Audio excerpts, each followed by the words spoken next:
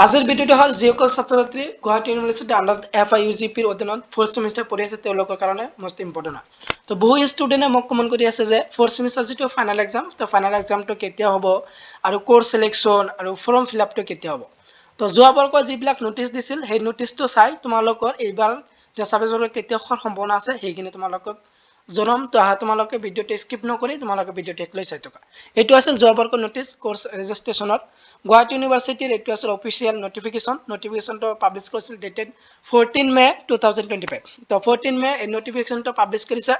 নোটিফিকেশ্যন যিহেতু দিয়া আছে যে it is notify for information of all concern date the 4th semester course registration of FIUGP বা FYIMP BA BC BCom will be start from 15 May 2025 to 22 May 2025। তো যেটো যোৱা বৰ্ষৰ ছাত্ৰ ছাত্ৰীসকলৰ কোৰ্চ ৰেজিষ্ট্ৰেশ্যনটো মে মাহৰ 15 তাৰিখৰ পৰা 22 তাৰিখ পৰ্যন্ত লৈ কোৰ্চ ৰেজিষ্ট্ৰেশ্যনটো চলিছিল। তো তোমালোকৰ কেতিয়া হ'ব যে তোমালোকৰ হোৱাৰ সম্ভাৱনা আছে যেহেতু 15 মেৰ পৰা আৰম্ভ হৈছিল মে মাহৰ 3 তাৰিখৰ পৰা। তো তোমালোকৰ ঠিক এনেদৰে হ'ব পাৰে এদিন বা দুদিন তোমালোকৰ আগতে হ'ব পাৰে 15 তাৰিখৰ বা পিছতো হ'ব পাৰে। ধৰি লোৱা যে তোমালোকৰ 13, 14, 15 বা 16, 17 তো ইমান তাৰিখে তোমালোকৰ নোটিফিকেশ্যন পাব্লিছ কৰি দিব যে তোমালোকৰ কোৰ্চ ৰেজিষ্ট্ৰেশ্যনটো আৰম্ভ হ'ব। তো তোমালোকৰ যেটো কোৰ্চ ৰেজিষ্ট্ৰেশ্যন তোমালোকৰ 3rd উইকৰ পৰা বা 2nd উইকৰ মে মাহত তোমালোকৰ কি হ'ব কোৰ্চ ৰেজিষ্ট্ৰেশ্যন বা সিলেকশ্যন যেটো আৰম্ভ হৈ যাব। এইটো তোমালোকে জানি ল'লা। এতিয়া তোমালোকৰ যেটো ফৰ্ম ফিল আপ তো যোৱা বৰ্ষত কিমান তাৰিখত হৈছিল এই নোটিফিকেশ্যনটো চালে তোমালোকে এতিয়া সম্ভাৱনা আছে এইটো চোৱা ডেটেড 20 মে 2020। তো 20 তাৰিখত যেটো পাব্লিছ কৰিছিল 2025 বৰ্ষৰ মে মাহত। তো সাবজেক্ট যেটো online examination form fill up তো online examination form fill up 4th চেমিষ্টাৰৰ BA BC BComৰ যেটো examination form fill up will be done through Samarth gov portal from 20 May 2025 to 26 May 2025।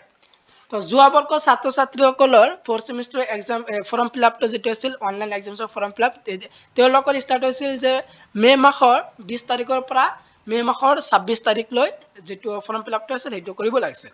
তো তোমালোকৰ এনেদৰে হ'ব পাৰে তো এই ডেটত হ'ব পাৰে যেহেতু যোৱা বৰ্ষৰ ছাত্ৰ ছাত্ৰীসকলে কিমান তাৰিখত দিছিল যে তেওঁলোকে 2nd মে মাহতে যেটো ফৰ্ম ফিল আপ আছিল এইটো ষ্টাৰ্ট হৈছিল।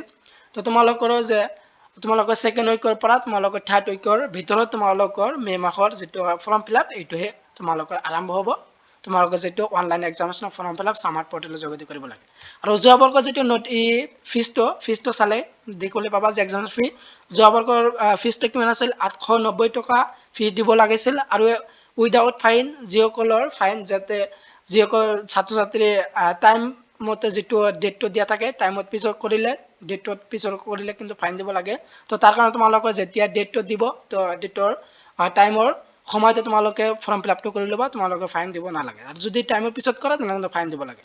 তো ফাইনটো কিমান আছিল 270। তো তোমালোকে ঠিক এই বৰ্ষত তেনেদৰে থাকিব পাৰে 890 টকা আৰু যদি ফাইন যদি দিয়া তেনেহ'লে তোমালোকক 270 টকা দিব লাগে। তো তোমালোকে যেটো ফৰ্ম ফিল আপ এইটো কি মে মাহৰ কিমান 2nd অথবা তোমালোকৰ 3rd এই দুটা উইকতে তোমালোকৰ ফৰ্ম ফিল আপটো আৰম্ভ হ'ব। এতিয়া ইম্পৰ্টেন্ট যেটো আছিল কথা যেটো তোমালোকৰ ফাইনেল এক্সাম তো ফাইনেল এক্সামটো কেতিয়া হ'ব। তো ফাইনেল এক্সামটো যোৱা বৰ্ষত কেতিয়া হৈছিল এইটো চোৱা Guwahati university FIUGP FYIMP BA BC BCom 4th semester regular examination 2025 এইটো আছিল যোৱা বৰ্ষৰ 2025 বৰ্ষৰ এক্সামিনেশ্যনৰ যেটো প্ৰগ্ৰাম বা ৰুটিন সেই ৰুটিনটো গুৱাহাটী ইউনিভাৰ্চিটিৰ ফালৰ পৰা দিয়া হৈছে এইটো। তো যোৱা বৰ্ষত হৈছিল যে ডেটটো চালে দেখিবলৈ পাওঁ যে জুন মাহৰ 6 তাৰিখ 2025 আৰু ডেটটো ফ্ৰাইডে। তো জুন মাহৰ 6 তাৰিখৰ পৰা এক্সামটো ষ্টাৰ্ট হৈছিল আৰু কিমান তাৰিখলৈ চলিছিল সেইটো তোমালোকে চোৱা 30 জুনলৈকে এক্সামটো চলিছিল। যোৱা বৰ্ষৰ ষ্টুডেণ্টে তেনেহ'লে কিমান তাৰিখৰ পৰা এক্সামটো দিছিল 4th চেমিষ্টাৰত তেওঁলোকৰ এক্সামটো ষ্টাৰ্ট হৈছিল জুন মাহৰ 6 তাৰিখৰ পৰা। তো তোমালোকৰ কেতিয়া হোৱাৰ সম্ভাৱনা আছে 2026 বৰ্ষৰ ছাত্ৰ ছাত্ৰীসকলৰ তো তোমালোকৰ হোৱাৰ সম্ভাৱনা আছে বেছি তোমালোকৰ 6 তাৰিখৰ পিছত যেনে 7 তাৰিখ 8 তাৰিখ বা 9 বা 10 তাৰিখ।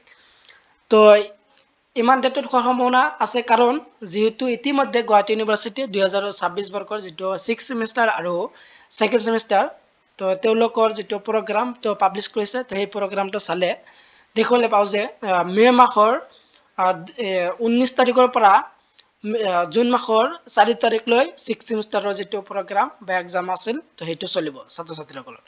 আৰু যিসকলে ছেকেণ্ড ছেমিষ্টাৰ পঢ়িছে তেওঁলোকৰ কি কৰিছে তেওঁলোকৰ কৰিছে যে 20 মেৰ পৰা 2 জুন পৰ্যন্ত এক্সামটো চলিব তো তাৰ কাৰণে তোমালোকৰ এইবাৰ কি হ'ব যেহেতু 6 ছেমিষ্টাৰৰ 4 জুন পৰ্যন্ত যেহেতু এক্সামটো চলিব তো তোমালোকৰ 6 তাৰিখৰ জুন মাহৰ 6 তাৰিখৰ পিছত হোৱাৰ সম্ভাৱনা আছে ইয়াৰ কাৰণে তো তোমালোকৰ যে কি ম্যাক্সিমাম তোমালোকৰ ফাইনেল এক্সামটো হোৱাৰ বেছি চান্স আছে তোমালোকৰ সেকেন্ড উইক জুন মাহৰ সেকেন্ড উইকত হোৱাৰ বেছি সম্ভাৱনা আছে 2026 বৰ্ষৰ যিসকল ছাত্ৰছাত্ৰী এক্সাম দিবা তো এইখিনি হ'ল তোমালোকৰ তো তোমালোকৰ যেটো ফাইনেল এক্সাম এইটো হোৱাৰ সম্ভাৱনা আছে যে তোমালোকৰ জুন মাহৰ সেকেন্ড উইকৰ পৰা ষ্টাৰ্ট হ'ব তোমালোকৰ ফাইনেল এক্সাম আৰু তোমালোকৰ ফৰ্ম ফিলআপটো কেতিয়া হ'ব ফৰ্ম ফিলআপটো তোমালোকৰ মে মাহৰ সেকেন্ড বা থাৰ্ড উইকত আৰু যেটো কোৰ্স ৰেজিষ্ট্ৰেচন এইটো হ'ব তোমালোকৰ কিমান থাৰ্ড উইক বা তোমালোকৰ সেকেন্ড উইক তো এইটো আছিল তোমালোকৰ যেবিলাক final exam date course registration form fill up তো ভিডিওটো তোমালোকৰ